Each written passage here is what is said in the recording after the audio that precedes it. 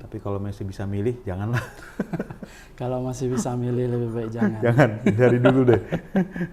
Walaupun jurusan teknik elektro saya bukan jurusan telekomunikasi. Oh, bukan Saya pula. jurusan teknik tenaga listrik. Loh.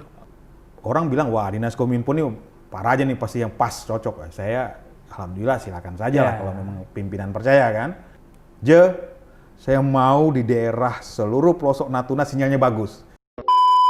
Assalamualaikum warahmatullahi wabarakatuh. Selamat datang di channel Kiki Firdaus, tepatnya di Firdaus Podcast. Hari ini kita berkesempatan untuk mewawancara seseorang yang kalau saya bilang pekerja keras. Beliau adalah seorang kepala dinas Kominfo, Bapak Raja Darmika. Sebelum kita mulai, kita intro dulu.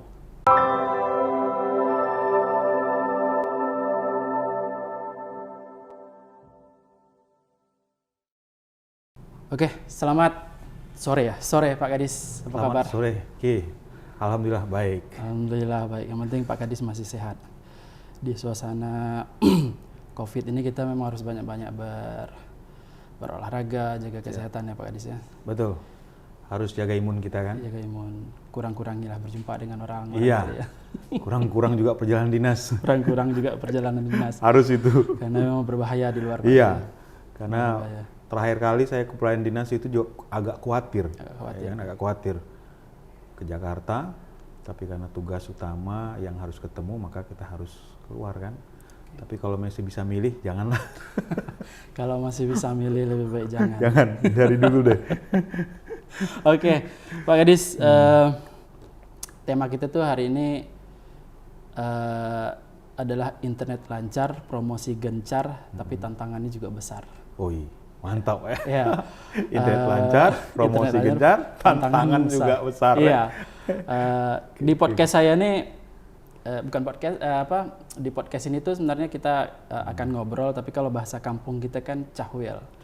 Cahbual gitu ya. Jadi kalau orang Sedanau bilang cahbual. Kalau Ranai cahwel.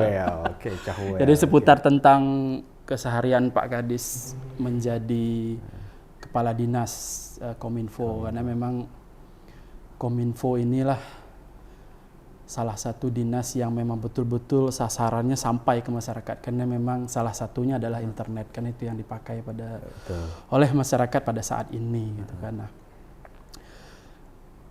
tentang internet ini sendiri itu sebenarnya apa sih yang membuat Pak Kadis itu, saya lihat semangat betul bikin menginternetkan seluruh wilayah Natuna, itu berapi-api gitu. Jadi gini Ki, saya memang dari sejak kuliah itu memang menyenangi dunia telekomunikasi ya. Telekomunikasi, oke. Walaupun jurusan teknik elektro saya bukan jurusan telekomunikasi. Oh, bukan. Saya jurusan teknik tenaga listrik. Nah itu dia, teknik tenaga listrik. Ya masih menggunakan listrik juga sih sebenarnya gitu. Betul. Jadi istilah waktu itu lebih kepada elektro harus kuat. Nah gitu kan, harus kuat.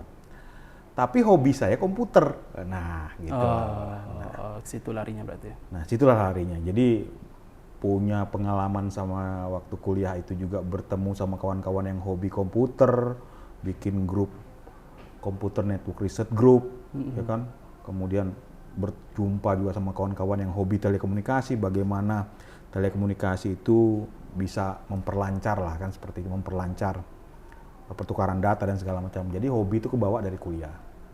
Nah, singkat cerita, setelah saya jadi PNS, nah, hobi itu kan masih kebawa tuh. Ya kan? Nah, pertama kali saya masih ingat tuh, tahun 2002 waktu itu, pemerintah Kabupaten Natuna itu sudah ada program pembangunan jaringan internet. Tahun 2002 loh. 2002 berarti ya. Nah, 2003 ke atas. Saya masih sekolah itu. Nah, 2003 itu sudah ada itu. Buktinya apa tuh? Di belakang kantor bupati lama itu, itulah tower, saksi tower berdiri. Oh, yang dekat PLN. Nah, PLN-nya itu. Iya. Tower itulah waktu itu menggunakan teknologi radio, menyebarkan internet yang awalnya ada di kantor Bupati Natuna di situ sampai ke kecamatan dan beberapa OPD waktu itu. Nah, itu merupakan suatu hal menurut saya itu pengalaman yang sangat berharga. Nah, 2003, 2004, 2005 proyek itu terhenti, ya kan? Bayangin aja, dari tahun 2005 sampai 2017 baru ada kegiatan mengenai telekomunikasi itu. Baru lagi ada. Nah, gitu kan. Nah, selang dari tahun 2005 sampai 2017 itu boleh dikatakan internet di daerah kita itu memang perkembangannya tidak sebesar segencar tahun 2017 ke atas gitu kan. Nah, kenapa itu tidak gencar? Karena waktu itu belum ada dinas yang fokus. Masih numpang waktu itu. Waktu itu belum ada fokus di situ. Nah, sekedar bidang barangkali gitu. Betul. Dia waktu itu masih dinas Kominfo dan Perhubungan waktu itu. Perhubungan dan dinas dan Kominfo waktu itu kan. Jadi prioritasnya belum ke arah sana. Jadi kita masih menunggu nih sektor swasta, operator-operator yang mau, sehingga kita mungkin lambat kan, gitu kan. Karena orang melihat banyaknya pelanggan, banyaknya pengguna, kan, bisnis kan, seperti itu. Nah, saya masih ingat waktu itu 2016, ujuk-ujuk katanya Dinas Kominfo akan dibentuk. Nah, gitu kan. Angin segar nih. Ya kan, wah, lumayan juga. Waktu nggak kepikiran mau jadi kepala dinas, nggak ada. Dan waktu ada dibuka lelang jabatan waktu itu, ya kan, saya malah ngambil waktu itu memang Dinas Kominfo memang belum dilelang waktu itu. Hanya waktu saya ngambil Dinas Perhubungan sama Badan Pengelola Perbatasan waktu itu saya ikut. Nah, cerita sedikit, orang bilang, wah Dinas Kominfo nih parah aja nih, pasti yang pas, cocok. Saya alhamdulillah silakan saja lah kalau memang pimpinan percaya kan. Nah, jadi dekat-dekat waktu itu terbentuk memang betul. Saya ditunjuk langsung sebagai sekretaris dinas. Sekretaris dinas yang pertama kali merangkap PLT langsung. Apa yang disampaikan oleh Pak Bupati ke saya? Saya mau di daerah seluruh pelosok Natuna sinyalnya bagus. Saya masih ingat. Itulah warning Pak Bupati. Kita pamit kepada saya, menyatakan saya pingin seluruh pelosok di Kabupaten Natuna sinyalnya bagus. Jadi itulah yang memunculkan saya. Itu yang membuat ya kan, bagaimana tertantang, membuat suatu program ke depan itu agar semua di daerah sinyalnya lancar. Ya, sama seperti kita di ibu kota. Ibu kota, ya kan, kalau ibu kota merasakan hal yang sama, maka di Natuna harus merasakan yang sama. Mulailah saya menginventaris, ya kan, mulai melakukan penjajakan dan segala macam, dan banyak berkenalan juga dengan operator, banyak juga berkenalan dengan Kementerian Kominfo waktu itu kan, mencari peluang-peluang gitu kan. Ya, kita tidak boleh terhenti.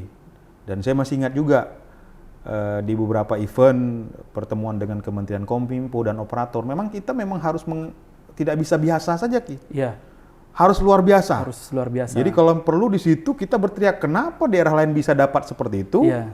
Kenapa daerah kita sedikit, tidak, gitu kan? Ya. Kalau mereka daerah 3T, Natuna juga 3T. Natuna daerah perbatasan, kita juga perbatasan. Nah, peluang-peluang itu terus yang gesakkan. Nah, sehingga waktu tahun 2017 mulai dengar aja yang Palaparing Barat beroperasi waktu itu kan. Nah, saya pun tidak menunggu Palaparing Barat beroperasi. Saya kejar bilang, terus. Saya kejar dulu. Kejar gini. Kalau menunggu Palaparing Barat beroperasi, baru membangun jaringan fiber optik dalam kota kan percuma. Nah, waktu itu saya sudah sempat sampaikan beberapa teman-teman Telkom misalnya kan, kenapa kita harus menunggu gitu itu? Iya. Ya kan? Kenapa nggak bangun dulu gitu? Iya, benar. Nah, waktu itu Palaparing Barat belum beroperasi, Telkom udah gelar fiber optik loh. Masih ingat itu? Tahun 2017 mulai 2017 itu ya. 2017 itu fiber optik sudah gali-gali, udah berkembang. Fiber optiknya Palaparing Barat belum beroperasi. Beroperasi 2018. Iya. Nah, makanya saya selalu mencoba kita harus melakukan percepatan. Iya. Nah, makanya saya waktu itu pernah punya semacam ini. Kalau kita pingin berada di depan, maka kita harus berlari. Oh iya. Ya kan? Kalau kita pingin berada di depan, kalau kita nyantai saja nggak akan maju-maju. Ya, lari dan cepat. Gitu kalau kita pingin berada di depan, maka kita harus berlari. Ya kan? Dan kita harus tahu nih, kecepatan kita itu mengejar ketertinggalan itu harus tahu, sehingga kita ada masa berapa lama mengejar ketertinggalan itu. Itu yang selalu saya sampaikan, kalau kita pingin maju, maka telekomunikasi juga harus maju. Karena saya berpikir, 3% saja perkembangan telekomunikasi di suatu daerah, maka akan mendongkrak 1% perekonomian. 1% perekonomian. Nah, itu terbukaan informasi, orang jualan gampang, betul, gampang. Kemudahan untuk bertransaksi, kemudahan untuk mendapatkan informasi, nah itu akan mendongkrak ekonomi gitu. Nah, seperti itu. Nah, itulah yang memacu saya, sehingga bagaimana telekomunikasi di daerah kita itu memang menjadi daya dorong untuk mendongkrak semua sektor, termasuk sektor pariwisata. Ya, itu yang kebayang waktu itu kan saya bilang, Betul. kalau pariwisata kita nggak kita dongkrak dengan kemajuan, kemudahan telekomunikasi, nggak akan dikenal Natuna. Ya, lambat. Ya. Dikenal tapi lambat. Ya kan? Memang Saya masih ingat tuh, gimana mau videokan kejadian di Natuna Ya. kalau sinyalnya lemah. Iya, lemot sekali. 2-3 hari baru terkirim gitu kan. Orang udah basi. Udah basi, ya kan gitu. Nah itu terbukti Iya. waktu kejadian Laut Cina Selatan ada masuk. Nah itu kan hari itu juga, detik Ya, itu juga deadline informasi sudah langsung sampai ke video ibu kota. capture-nya sudah sampai. Kalau sebelum itu, Ya. terbayang nggak? Jadi ya biasa-biasa aja, kayak orang nggak tahu Orang gitu nggak kan. tahu Nggak kan? tuh. Nah, Ya, gitu. itu sisi baiknya dari sebuah Ya, komunikasi kita yang terbuka. harus tahu bahwa telekomunikasi ini juga memang punya sisi tidak baiknya. Ya. Tapi bagi kami, bagaimana kita memanfaatkan telekomunikasi untuk kebaikan dan kemajuan daerah kita. Cocok. Gitu.